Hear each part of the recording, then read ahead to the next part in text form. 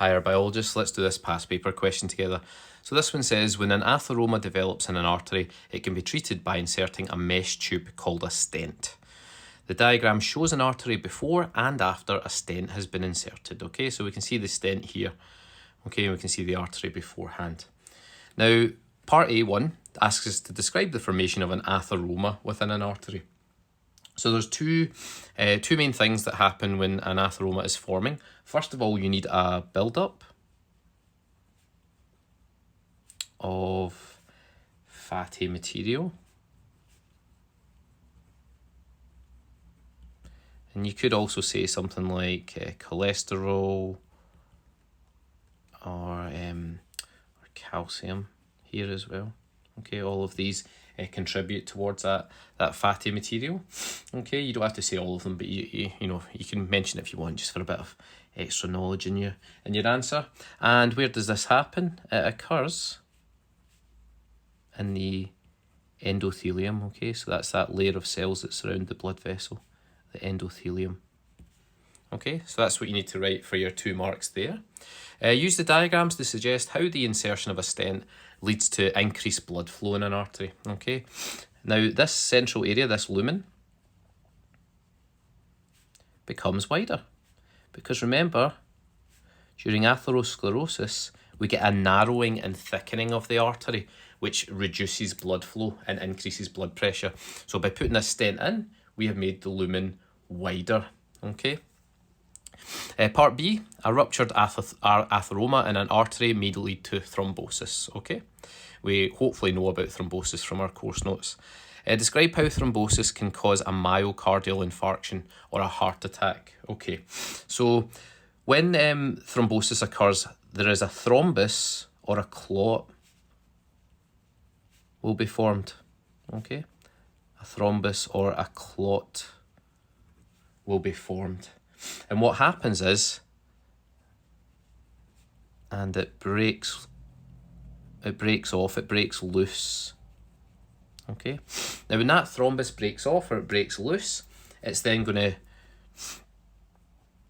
and travels. Now, because this is a heart attack, the blood vessel that feeds the heart with its own blood is the coronary artery, so it's going to travel to the coronary artery. Okay, and if you don't know it's the coronary artery that supplies the heart itself, that's something you need to memorize. Okay, and what that does, so it travels to the coronary artery, it breaks loose and travels to the coronary artery as an embolus, it's called at this stage, which blocks the artery, and it deprives the heart tissue of oxygen. Okay, and when you deprive the heart tissue of oxygen, and the cells will die. Okay, if you deprive any set of cells or tissues with oxygen, they are gonna die. They're gonna and when the cells die, obviously in the heart, that's what leads to the myocardial infarction or the heart attack. Okay, hope that helps. On to the part C. Use data from the graph here. The risk of blah blah blah individual dying from coronary heart disease in Northern Ireland is calculated at 1 in 1,000. Okay, and we can see that Northern Ireland have 100 per 100,000, so 100,000 divided by 100 gives you 1,000, which is why it's 1 in 1,000. Using data from the graph, calculate the risk of an individual dying from coronary heart disease in Scotland this time. Okay, so Scotland is 125. Okay, hopefully we can see that from the graph. It's a total of 100,000. So our calculation here is going to be 100,000. How many times does 125 go into 100,000?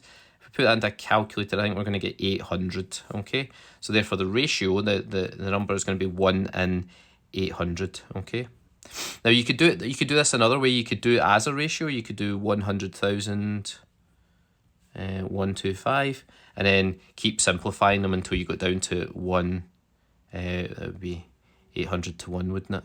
Yeah, 800 to 1 there. Okay, but anyway, that the ratio is going to be 1 in 800. Okay, and then using that Northern Ireland example there is probably the best way to work it out. How did they get 1 in 1,000 for Northern Ireland? Well, they had to divide 100,000 by 100 to get 1,000, and that's how you would work that one out there. Okay, explain why deaths from coronary heart disease are expressed as per 100,000 of the population.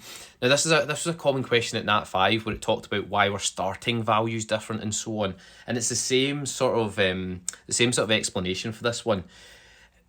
England, Scotland, Wales, and Northern Ireland all have different populations.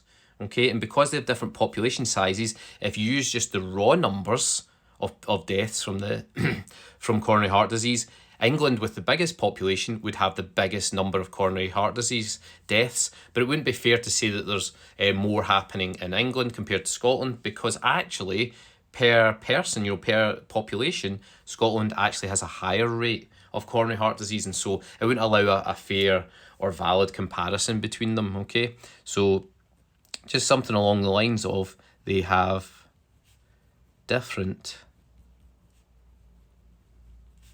populations. So unable to have a valid comparison.